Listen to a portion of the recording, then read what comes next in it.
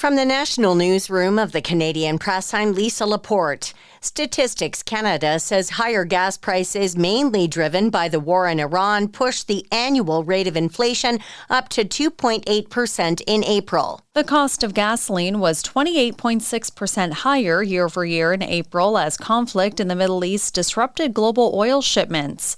But that wasn't the only factor. Gas stations switched to costlier summer blends, and the removal of the consumer carbon price a year earlier skewed the annual price comparison higher. StatCan says falling prices for travel tours and a slowdown in rent inflation offset a jump in energy prices last month. Food inflation also cooled to 3.5% in April, as grocery items like chicken, coffee, and tea saw their pace of price increases slow. Michelle Zedekian, the Canadian Press. The federal government is advising Canadians not to travel to the eastern part of the Democratic Republic of Congo, hit by a rare type of Ebola. Canada's government says to avoid all travel to Congo's eastern province of Ituri. The Public Health Agency of Canada says there are currently no travel-related health measures specific for Ebola at Canada's borders, but it will monitor and update public health interventions as needed. This type of Ebola currently has no vaccines and no treatment. Global Affairs Canada did not immediately respond to a request for information about whether any Canadians have been affected by the outbreak. Jason White, the Canadian Press. Prime Minister Mark Carney says there's a lot of cooperation between Canada and the U.S. that will continue. This after the U.S. abruptly announced yesterday it was pausing a bilateral defense board with Canada, saying the country has failed to make credible progress on its defense commitments. While the symbol doesn't affect joint military operations, it does deal a significant blow at a time when Canada and the U.S. are locked in a trade dispute amid elevated bilateral tensions. The Permanent Joint Board on Defense was established in 1940 but hasn't met since 2024.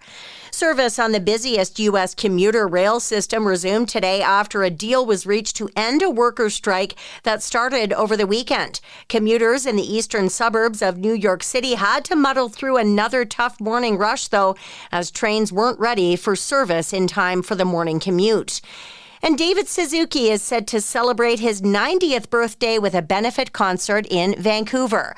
Friday's star-studded event will be live-streamed across Canada, with Canadian musicians set to perform, including Sarah McLachlan, Bruce Cockburn, Chantal Kraviatzik, and Sam Roberts Band. Suzuki is considered one of Canada's most recognizable environmental voices. He turned 90 in March. This is the Canadian Press.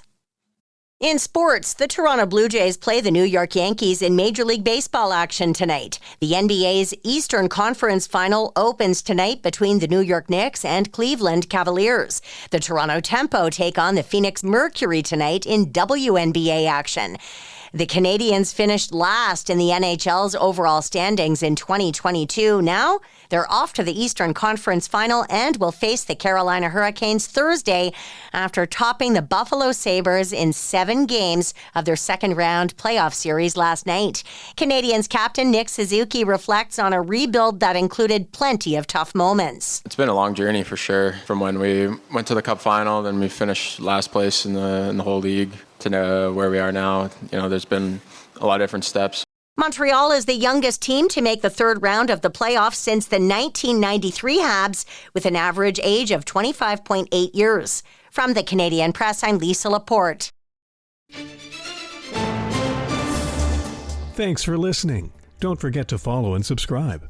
For more of today's top stories, visit thecanadianpressnews.ca.